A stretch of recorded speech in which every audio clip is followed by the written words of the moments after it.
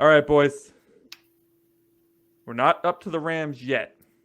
We have a far more important topic to talk about first. Let's go. As you may or may not know, our beloved Miami Dolphins have 2 wins on the season, which, if this were week 2, would be a fantastic feeling. Unfortunately, this is week 9, 10. This is week 10. 10. Yep. And we've had our bye week. So we've played 8 games, which means we have 6 losses. 2-6 is not exactly what we drew up when we were talking about this schedule at the beginning of the season. We also didn't realize we were going to lose our starting quarterback, but this is where we are. We are 2-6. We have 9 games remaining. It is a tough 9 games. We've had some matchups that have gotten to look a little bit cushier than they did at the beginning of the year. Mainly Las Vegas. Houston looks a little beatable. Cleveland looks beatable. Otherwise, well, we play the Patriots again. Yep. And the Rams look very beatable in my opinion. The Rams look beatable. We'll get to them in a moment because they are in a bit of a winning streak right now. All right, we've lost 3 games in a row. We're 2-6. How on earth did we get here? And more importantly, what do we do moving forward? How do we, what do you want to see us do? Do you want to see us win for potentially going to the playoffs? We'd have to win at least 8 out of the next 9, right, to get a playoff spot. Or do you want to see hard effort losses, right? You hear the Patriots fans now, that's what they talk about. We want to see Drake May play well. We want to see a lot of effort, but we want the loss, right? Because they want the draft pick. Mm-hmm. Now, I am not a proponent of losing on purpose. I don't think that's how the game should be played. It takes away from the game, right? It takes away from the excitement of the game, from all of that. So I'm interested to hear your guys' kind of opinions on that. Let's start with how the heck did we get here? Namely, we know that the quarterback was gone, but what else has gone wrong with this team? What else would you attest this start to outside of, losing our starting quarterback for, I don't even remember, 5 games? Something like that. Yep. 4 games? Something, whatever. So, Josh, you came up with this segment, so I'm going to let you start it. Yeah, honestly, I think it's, great tee up, by the way, Anthony. Thank you. I honestly think it's a combination of, it's a lot of little things, right, that have led us to where we're at right now. Now, I am overly optimistic about this team. I bleed the colors. I have teal colored glasses on most of the time, except for right now. I'm trying. When I was coming up with my idea, my thought for this segment, I did my very best to take away my fandom and look at it objectively, right? And it's a lot of little things, a lot of little concerning things, but a lot of correctable things. You know what I mean? And again, missing your $200+ million guy behind center, that's huge. I mean, that will derail any franchise. Pick a franchise with a very good starting quarterback to a great starting quarterback. He's out for an extended period of time. What are you going to do? Right. Mm-hmm. But I think for me, it's a combination of roster construction, which falls to the GM and the head coach, because they both played a part in, for example, the backup quarterback situation, which I'll get to in a second, and falling on tough times on the defensive side with all of the slew of injuries, coupled with having a first-year defensive coordinator, right?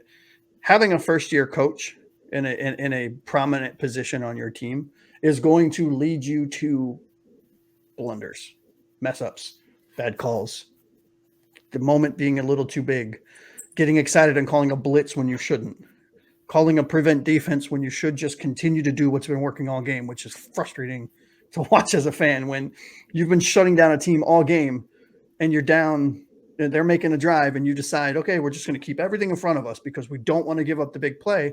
And by doing so, you give up the big play. Or you let them drive and get out of bounds and save their final timeout and kick a 61-yard field goal. Not that I'm biased or upset about last game still. But I don't know what happened to Mike McDaniel, right? And I think that's where I really want to focus is on Chris Grier and Mike McDaniel here, because I think that is where my main frustrations have been happening this whole season. Mike McDaniel, both from a personnel standpoint and a play calling standpoint, has been concerning. I've been a huge fan of his all since we signed him. I mean, I didn't know much about him coming out of San Francisco, but as soon as we heard his name, or I heard his name pop up, started looking into him, started, reviewing, watching interviews and watching film on San Francisco and watching film from his previous stops and everything, and really getting a feel for his run game, his play calling, his play structures, and his just, being a chess master, a grandmaster at chess when everyone else is playing checkers. And this season, he forgot how to do that. He got too stubborn with his what is perceived as his top plays, right? He seemingly forgot how to make any kind of adjustment, whether it be a halftime or leading into a game. And I'm trying to think of the best way to say this, but it's like he got a little bit too much into himself. He kind of forgot what it took and what he did to get to where he is now. Now he's leading a franchise. He's the head coach of the Miami Dolphins, and he forgot what it took to get there because he just sat back on his laurels, on his morals, on whatever else that rhymes with those things, and thought that, we have a bunch of players that are awesome and fast, and I'm just going to call these little things, and they're going to win the play, instead of me putting players in positions to win the play. And you can't do that as a head coach because you end up with a 2-6 record. And you are the main reason that this happened, in my opinion. He is one of the sole culprits for this. Now, I'm not saying that he can't turn it around, and I'm definitely not saying that he should be fired, because I'm a huge fan, and I think this is just one of those things that hopefully you learn from. And by extension, you can fix going forward, specifically, from a play calling standpoint, and a not being so stubborn. Knowing that it's okay to set an entire game plan and to drop a bunch of plays, but knowing that it's okay if it doesn't work, right? Okay, you screwed up. You misplanned for something. Make an adjustment and show us why you are the head coach of a team, as opposed to sticking with what you're being stubborn with your play design and your kind of top of the game script. Your script coming out of halftime, which most teams do. They have a certain set of plays. This is what we're going to run going into the game if we get the ball first, or whenever we get the ball first. Coming out of halftime, these are the first 5 plays we're going to run, barring any kind of changes. Here are the calls to it. You can make adjustments at the line as needed, but this is what we're going to do. If those aren't working, stop doing them. Right? And then Chris Grier needs to understand, you can't go into the season. I don't care if Tua had a full season healthy. That was awesome as a fan to see what Tua can do if he's fully healthy. But outside of last year, he's never been healthy. Not fully. That is not the norm. That is an anomaly. And so going into the season with eventually the 3, but the quarterbacks that we had backing up Tua was criminal. Absolutely criminal. And I blame both Chris Grier and Mike McDaniel, because Mike McDaniel went to, there's plenty of reports out there. Mike McDaniel went to Chris Grier and said, Skylar Thompson can run my offense. He's been in this offense, in my offense, for 3 years. He can do it. He can't. Skylar Thompson should not be in the NFL, in my opinion. Tim Boyle should not be in the NFL, in my opinion. Mike McDaniel signed off on both of those, and Chris Grier bought the groceries. But at a certain point, as a GM, you need to recognize that your head coach is wrong and say, okay, I appreciate you, but let's do something better. Yeah, you have the final say. Yeah. Sorry, fellas. I've been wanting to say that. No worries. Like in draft day, right? The coach and the GM are button heads, and I know it's a movie, but many people have said that. Good. Many people who have been in the draft room have said that this movie has a lot of accuracies to it, and the butting of heads of the coach and the GM is one of them. They point out a lot, and it's the GM's job to say, "Hey, I have a plan. Wait until it's done, and then let's talk about it." Or, "Hey, you're wrong. This is what we need to do." Yeah. Yep. Yeah, good points. Steve, it's been a season so far. How did we get here? To Josh's points, I feel like Skylar Thompson's the biggest issue. He never played like he had nothing to lose when he didn't have anything to lose. He never played with a sense of urgency. He never asked I didn't. I mean, all right. I can't say he never asked questions, but it didn't seem like he ever was on the sideline with a sense of urgency to see what went wrong or where something went wrong. He never seemed like he was, into his ear. I think Skylar had a lot more opportunity and potential than he showed. And I think Skylar just ultimately either let the moment get to him, one, or he just really wasn't prepared and didn't think he was playing football again this year. Last year he didn't see a snap. And I think that's ultimately what you want in the NFL at that position is the easiest job for the most money. Last year, Skylar Thompson had the easiest job and he made the most money. He sure did.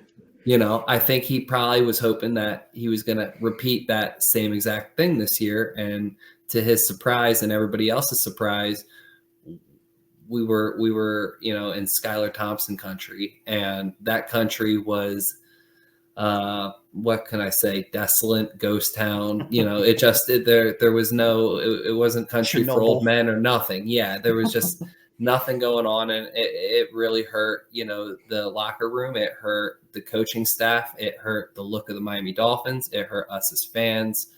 You don't ever want to point the losses at one person, but ultimately when you're the general of a football team, you're the commander, you're the play caller, you're the guy behind center, you're the guy that people are looking at, what are we doing? Like, you're that guy, whether you signed up for it or not, whether that's what you want to do this season or not, you are that guy. And, if you're not going to play with a sense of urgency, or you're not going to play with, I got nothing to lose mentality, you're our Achilles heel right now, and ultimately, Mike McDaniel didn't do himself any favors. Chris Greer didn't do himself any favors, but Skylar sure as hell did not help them out by any stretch of the imagination. I think Skylar was at best abysmal, and nobody prepared for a backup for Tua and or Tyler. Let me ask you guys a question on that, if you don't mind, real quick, and then I promise I'll stop talking for a while. I don't think I've ever seen, or I shouldn't say ever, I haven't seen a quarterback regress that much in a decade plus. I mean, that was from what he was when he led the team in the playoffs in the wild card, and albeit to a loss, but he was great. Last year, he didn't play, to your point, Steve. This year, he looked like he forgot how to play the sport, let alone the quarterback. You know what I mean? I don't think he really regressed all that much. I don't think he was great. I mean, He played a good game in that Buffalo. He didn't play a good game. Miami played a good game in that Buffalo loss. That's fair. But Skylar ultimately kind of shit the bed. Like, I'm not even sorry about that. That's the best I can say for it. I mean, he didn't play with anything to lose. Yeah, his numbers aren't great. I do know that. I don't know exactly, as Anthony said, numbers don't always tell the whole story. But very true. A lot of heart. There's probably a lot of heart played in those numbers that was given on a very good Buffalo Bills team. The Bills have only gotten worse, and they're still a good team. The Bills 2 years ago were a much better team than they are today, and Skylar still couldn't compete. Yeah, he was 18 for 44. He was 18 for 44, 220 yards, 1 touchdown, 2 interceptions. Now, I vaguely remember us getting some key defensive players back for that game and having them play fantastic, which kept us in the game. What I was going to add to that, though, is that like Skylar was in almost the perfect position. It's what analysts always talk about young quarterbacks, especially ones who are not top-tier draft picks, even some who are top-tier draft picks. It's like he got a chance to come in and play a little bit in his rookie season. Then he got a full year to sit and do nothing but study and do nothing but look at how Tua did things, who had an MVP season, in my opinion. Do nothing but learn the playbook, right? Get familiar with his receivers, get familiar with the playbook, get familiar with the coaches. Like, the backups tend to be like another coach on the sideline, especially the veteran ones. He came in now at a time where the play calling was still very bad. Questionable, at best.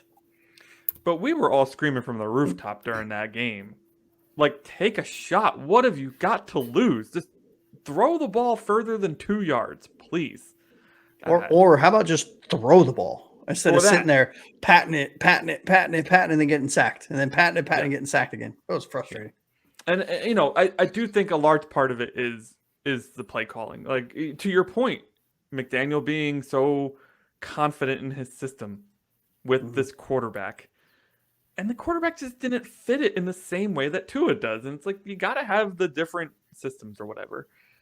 But they're still banking on him. So, like, what does that say, right? Because they cut Tim Boyle and Huntley went on IR, and we added CJ Beathard to the practice squad, and he just got sniped. So, like, oh, he did get sniped? He did, yeah. So now we're down to just Skylar Thompson again. That's our only other quarterback. So that's what we're banking on again. He's got to be like a practice genius. You know what I mean? He's got to be like a stud in practice or something. I mean, he must be.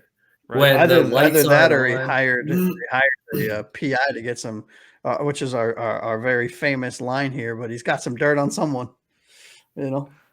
Yeah. Nickel City, thanks for showing up. Mr. Snickle Fritz as well. I'm sorry I didn't give you a call out before. Yeah, Keith's fine. Just taking a day. It's on the injured list today. Not injured, though. So what do they call that? The NFI. He's on the NFI list today.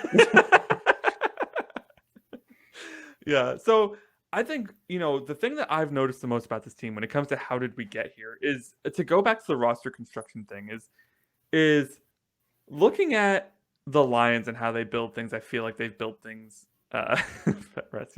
I feel like the Lions have built things very well recently. The Rams have built things very well, right? I'm not going to go to Kansas City because they build things different from everybody else just because they can.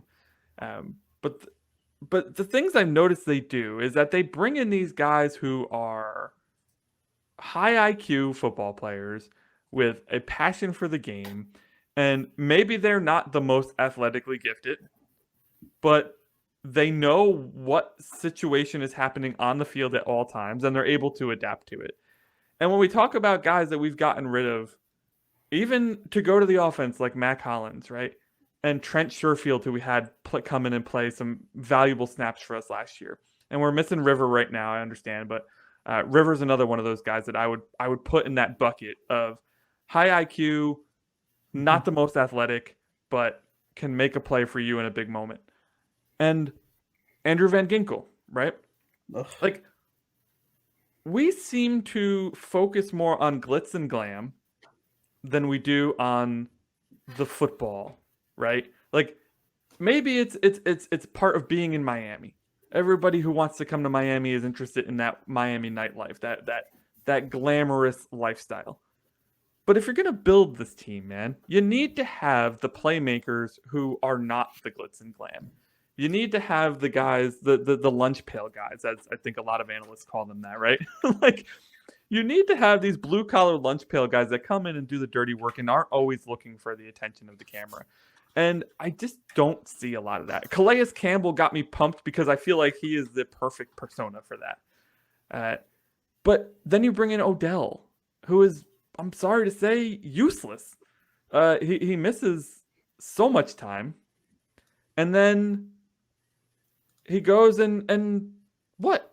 His first game, he's heavily like added into this game. He's heavily targeted in this game. Meanwhile, Jalen Waddle and Tyreek Hill, they kept putting up the graphic going well into the fourth quarter, had very minimal targets, and Jonnu and Odell have all the targets. Like, what is happening right now?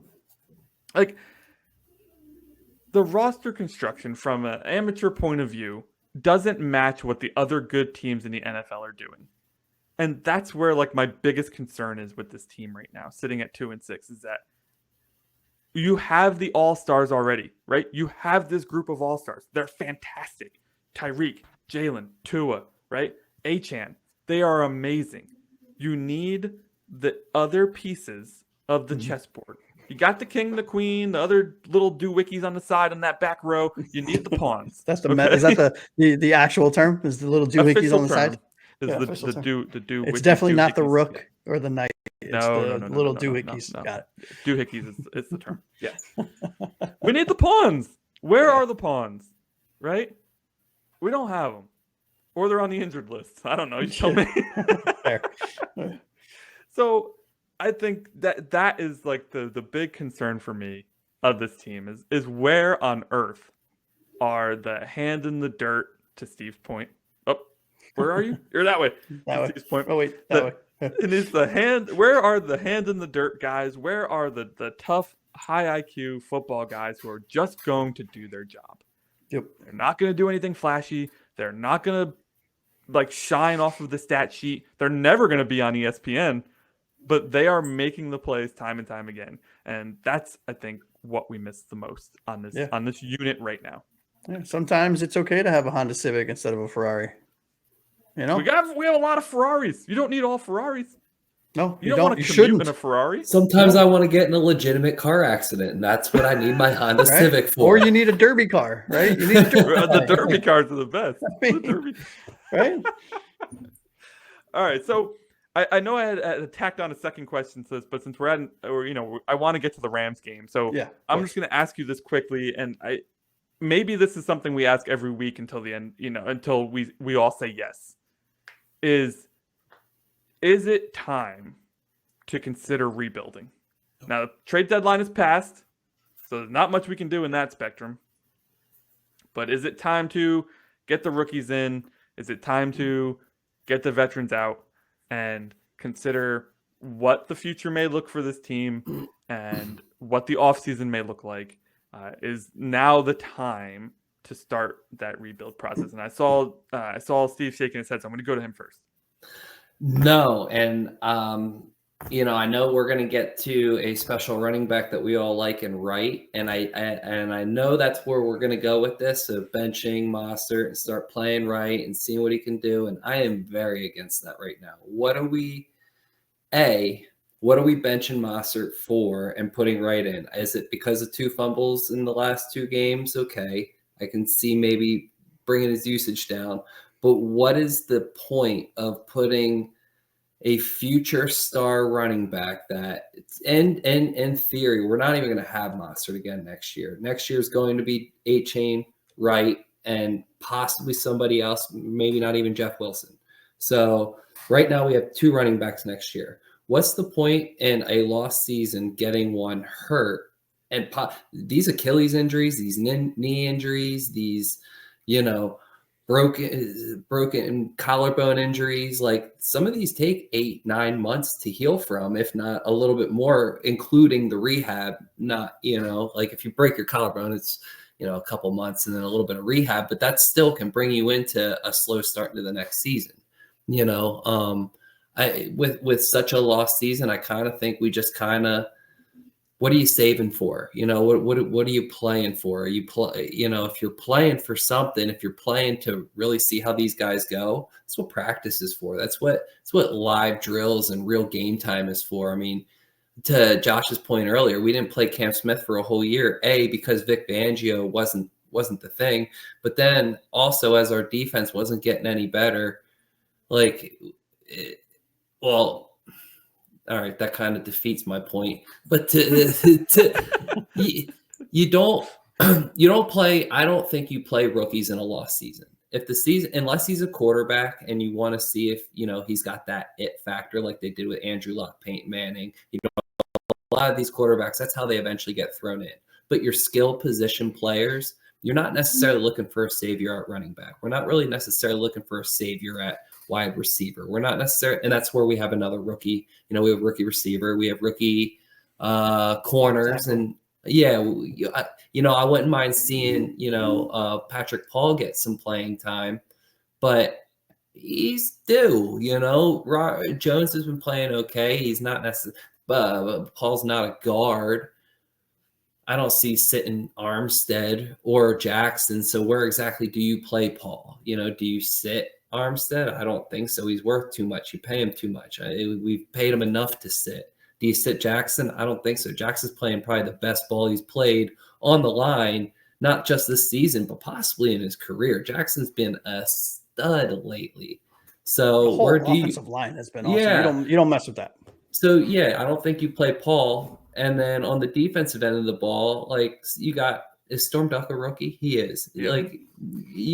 we're He's already playing him. playing. Yeah, we're playing him. So All of our rookies outside of Mo Kamara are playing. yeah, so I don't really see us, putting Malik Washington in too much more jeopardy than he already is on special teams. Let him get those reps in. He's getting his playing time.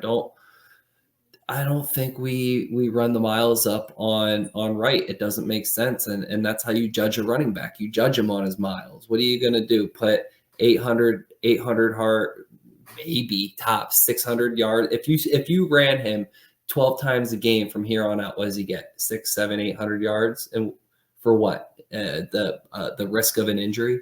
Like he's not. Yeah, it seems position is of importance up there for Yeah. either team. So I'm going to take it as an overall no on Yeah. the rebuilding thing. We'll check back next week with you, see how you feel.